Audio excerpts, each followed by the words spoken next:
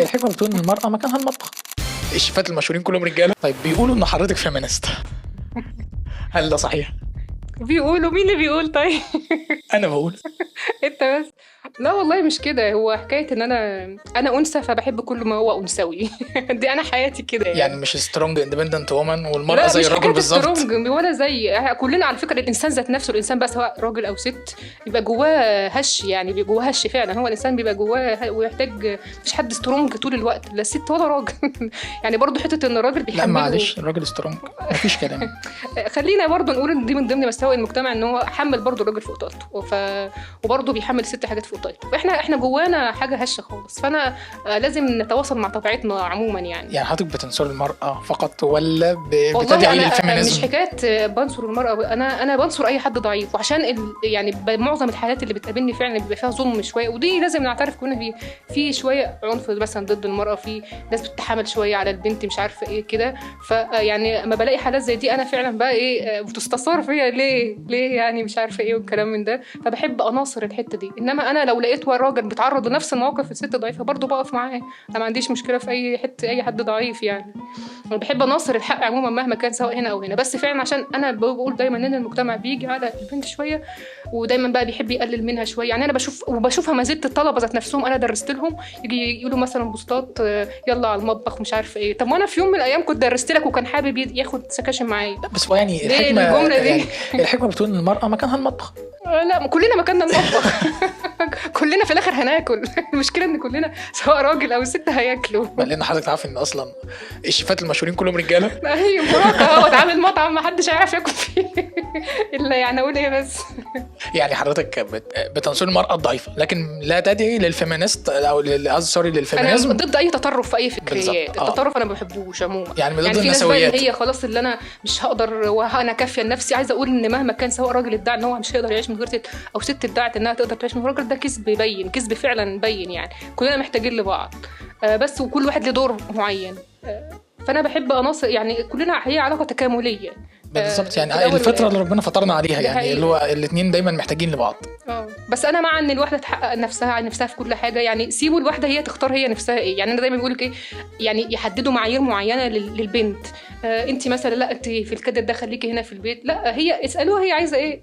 افرض انا حابه على فكره احنا عندنا حته ان احنا تعداد المهمات فعلا دي مش موجوده عند الراجل. يعني الست تقدر تعمل كذا حاجه في نفس الوقت. انا شفت يعني دايما بيقولوا ان هم بيعملوا ان هم مالتي تاسكينج. بتلاقيها بتتكلم في التليفون وبتسوق ومعاها بيبي صغير، فتروح جايه عامله حادثه التليفون يقع يتكسر. يعني الحوادث بيعملها الرجاله اكتر. والله الحوادث بيعملوها الرجاله. يعني هم بيقولوا ان هم مالتي تاسكينج وما عرفوش يعملوا حاجه اصلا.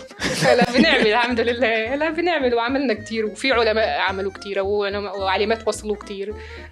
فدول قدوه ليا وبحب افتخر بيهم في كل اكيد حاجه. طبعا يعني هو بص، هو ما فيش قاعده في الحته دي بالذات، لان في بنات يعني هو مثلا بيقول المرأة ما تعرفش تسوق صح، البنت ما تعرفش تسوق. في بنات محترفين في السواقه بس القاعده ان هم ما بيعرفوش يسوقوا حرفيا. لا هو المجتمع هو اللي بيفرض عليهم. انا عايزه اقول لك لو سافرت بره، يعني من نوع التجربه اللي انا سافرت فيها بره كتير بيسوقوا جدا، سواء وعجل وموتوسيكلات وعربيات وما شاء الله منطلقين يعني جدا كله، سواء بنات او رجال. فهم عشان هو دي عندهم عادي. انما هنا احنا حطينا ما بتربي. هات كده حد صغير وقول له انت ما بتعرفش، حتى لو ولد، انت ما بتعرفش تعوم، انت ما بتعرفش تسوق، انت ما بتعرفش، هو هتلاقي نفسه ذاتيا فعلا مش هيعرف يعمل الحاجه دي، لان انت ربيته او خوفته من الحته دي مش هيعرف. انما حطه في مجتمع تاني لا انت هتقدر، انت بتعمل هتلاقيه بيعمل لوحده. يعني بنقول ان ده كله مرجعيته الدعم وده حقيقي او الثقافه اللي موجوده في المجتمع. حقيقه. فاي حد يقدر يعمل اي حاجه على فكره، لا سواء بنت او يعني اي حد يقدر يعمل اي حاجه، بس هو يكون جواه عام، وجواه برضو ما يسيبش بقى ايه اللي هو المعايير المجتمع تسوقه. هو اللي المفروض يسوق المعايير دي ويروح لاي وجه هو طالما هو صح، وفي نفس الوقت ما بيغضبش حاجه بتغضب ربنا. تمام. يعني احنا لو رجعنا لسؤالنا الاولاني، حضرتك مش بتدعي لل انا ضد التطرف في اي فكر. بس انا بنصر المرأة الضعيفة او الضعف، يعني ان المرأة ما تبقاش ضعيفة. انا بحبش كده. او متطرفة قوي اللي هي الوسطية. ده حقيقي. انا زي ما الاسلام امرنا، اللي هو الاسلام حتى كمان البنات الطالبات انا كده يعني بحبهم، بحس ان انا ببقى داعم ليهم. هم حد نفسهم بيقولوا لي كده يعني تستمد منك الدعم. بحس انهم تايهين لسه، بنوتات صغننين كده، بحب يعني لازم ادعمهم، هم اخواتي الصغيرين وكده. طيب احنا قلنا ان البنت المفروض ان تبقى ايه وسطيه، لا متطرفه في الفكر زي ما بيدعوا بقى الناس اللي هم ضد التطرف سواء الذكوري يعني. ولا ضعيفه تماما. ولا ضعيفه طبعا ليه تتكل طيب حقها. لو حضرتك توجهي نصيحه للبنت اللي ليها اهداف وعايزه توصل ليها، ازاي تقدر توفق ما بين شغلها واهدافها وطموحاتها وحياتها الاجتماعيه وبيتها لو هي انسانه متزوجه يعني. والله هي مش صعبة. زي ما قلت هي البنات عندهم حتة المالتي تاسكينج يعني، فبيقدروا يعملوا أي حاجة. فهي أهم حاجة تكون مش عايزين نعمم إن البنات عندهم المالتي تاسكينج لأنه ساعات بيتوه في تاسك واحدة يعني. في طبعا حالات كده، بس أنا بقول هي أهم حاجة يكون الشغل هي حباه، لأن يعني طبعا في ناس بتبقى نفسها ظروفها أو هي مضطرة أو كده، سواء بقى ظروف أو كده، دي ربنا يعينهم كل حاجة. بس أنا دايما بقول إن هو يعني تقدر تعمل يعني عادي تنظم تنظيم الوقت ذات نفسه، اللي هي بتعمل الحاجه اللي هي بتحبها، الشغل عندها، البيت، تقعد مع الاولاد. يعني حضرتك شايف ان هي تقدر توفق ما بين شغلها وبين بيتها؟ هي يعني مش صعبه يعني مش انا صعبة. يعني اهم حاجه بس طبيعه الشغل ايه يعني، تحاول تشوف طبيعه الشغل تلائم مع نفسها اكتر. في ناس عادي بتقدر تلائم حتى لو هي في ايه، وفي ناس لا تلاقيها مثلا مع شغل بسيط وتدوخ ومش عارفه ايه والكلام من ده. فحاول تشوف انت طبيعتك الجسديه ايه الاول، وبعد كده حاول تشوف الشغل اللي يلائمك ايه، وان شاء الله هتلاقيه. في ناس اصلا عايزه اقول لك بنات دلوقتي فعلا باجي الاقيهم يقول لك ايه، انا مش حابه الشغل او انا مش هعرف اوفق. عادي، انا برضو ما عنديش مشكله عشان تقول ان انا فيمينيست، بس في وتلاقيهم شغالين اونلاين على فكره حاجات كتيره جدا، وفي يقدروا وشاطرين فاتحين مشاريع ومش عارف ايه وكده. عادي انت تقدري فعلا تعملي ده، خلاص تقدري. اهم حاجه انت حابه دوت وانت مبسوطه بدوت، وطالما بيجي لك عائد انت راضيه عنه فخلاص.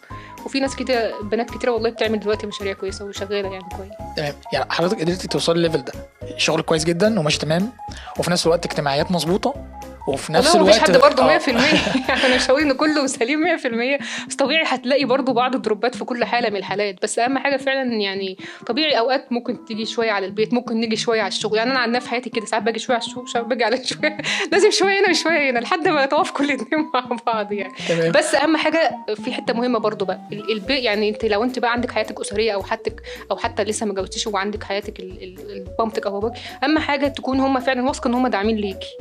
انت لازم تختاري حد يكون داعم ليكي اول حاجه، او متوافق مع افكارك وكل حاجه. دي اول خطوه، دي مهمه وبنصح بيها. ما تجيش مثلا تكوني واحد عايز ومش واحده ما بتشتغلش في الاخر تقولوا هشتغل. لا، ما انتوا تتفقوا من الاول فعلا. لازم يعني تكون حاطه شروطها واولوياتها قبل ايه. هي زي ما بيقولوا كده البينه لازم تكون كل حاجه في الاول يعني.